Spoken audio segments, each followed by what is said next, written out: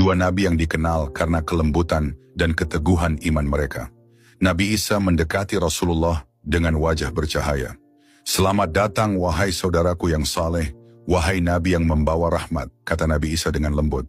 Nabi Yahya yang dikenal karena kesalehannya sejak kecil menambahkan, "Umatmu akan menjadi umat yang penuh berkah. Tetaplah teguh, wahai Rasulullah." Rasulullah merasakan kedamaian yang luar biasa dari pertemuan ini. Para nabi tidak hanya menyambut beliau, tetapi juga memberikan kekuatan dengan doa-doa mereka. Di setiap lapisan langit yang dilalui, Rasulullah bertemu dengan para nabi yang menyampaikan doa dan pesan mendalam.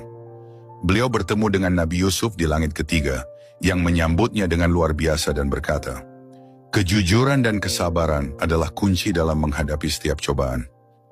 Di langit keempat, Rasulullah bertemu dengan Nabi Idris, yang dikenal sebagai nabi yang tekun dalam ibadah dan ketaatan kepada Allah. Nabi Idris berkata, "Amalan terbaik adalah yang dilakukan dengan konsistensi. Sampaikan kepada umatmu untuk selalu menjaga amal mereka." Kemudian di langit kelima, beliau bertemu dengan Nabi Harun, disusul dengan pertemuan dengan Nabi Musa di langit keenam. Nabi Musa berbicara dengan penuh semangat, "Perjuanganmu akan berat, tetapi Allah bersamamu. Umatmu akan menjadi teladan bagi umat yang lain." Di langit ketujuh, Rasulullah bertemu dengan Nabi Ibrahim yang sedang bersandar di Baitul Ma'mur, rumah ibadah para malaikat yang terletak di langit. Nabi Ibrahim tersenyum dan berkata, "Engkau adalah penerus risalah tauhid ini. Sampaikan salamku kepada umatmu. Katakan kepada mereka untuk menjaga salat dan tauhid." Akhirnya Rasulullah sampai di Sidratul Muntaha, sebuah tempat yang tak dapat dijangkau oleh makhluk biasa. Pohon Sidratul Muntaha berdiri dengan keindahan yang tak terbayangkan. Daun-daunnya sebesar telinga gajah, dan buah-buahannya bercahaya seperti bintang di malam hari. Akar-akarnya menjulang hingga ke bawah arsy Allah. Rasulullah menatap keindahan itu dengan takjub, hingga beliau tak kuasa menahan air mata. Di sana, beliau merasakan kedekatan yang luar biasa dengan Allah. Semua beban yang selama ini beliau pikul seolah sirna, digantikan dengan kasih sayang dan ketenangan yang luar biasa. Jibril kemudian berkata, "Wahai Rasulullah, aku tidak dapat melangkah lebih jauh dari sini. Ini adalah batasku. Engkau akan bertemu dengan Tuhanmu." Rasulullah melangkah sendiri. Dalam keheningan yang suci, Allah memberikan wahyu yang agung, perintah salat 50 waktu dalam sehari. Ketika Rasulullah sampai di Sidratul Muntaha, suara yang penuh kasih dari Allah menyambut beliau.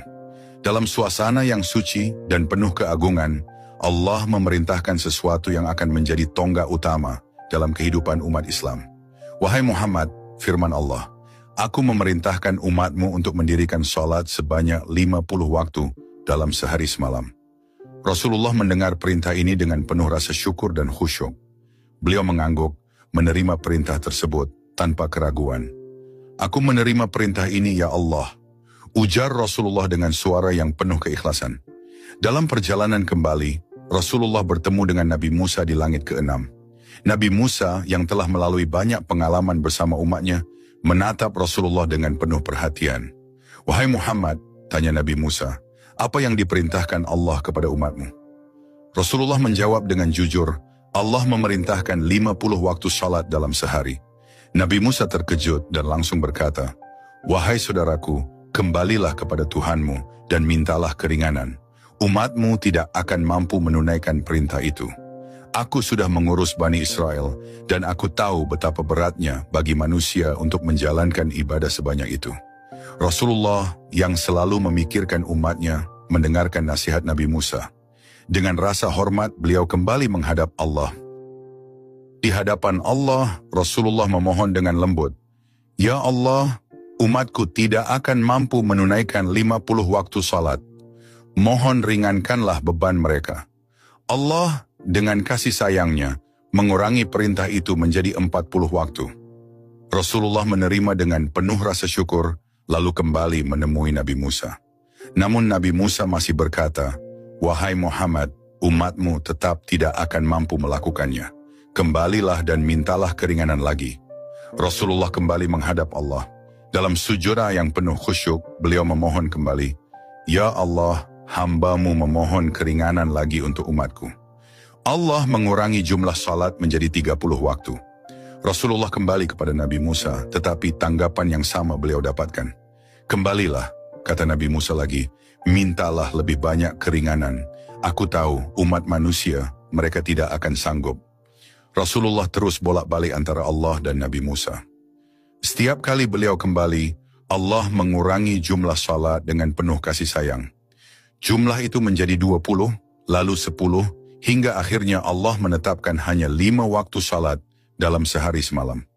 Allah berfirman, ini adalah 5 waktu salat, tetapi pahalanya tetap seperti 50 waktu. Keputusanku tidak berubah. Rasulullah merasa lega dan bersyukur. Dengan penuh cinta, beliau berkata, aku menerima dengan sepenuh hati, ya Allah, Engkau Maha Penyayang. Ketika Rasulullah kembali menemui Nabi Musa untuk terakhir kalinya, Nabi Musa masih berkata, wahai Muhammad, mintalah lagi keringanan. Umatmu tetap tidak akan mampu melakukannya.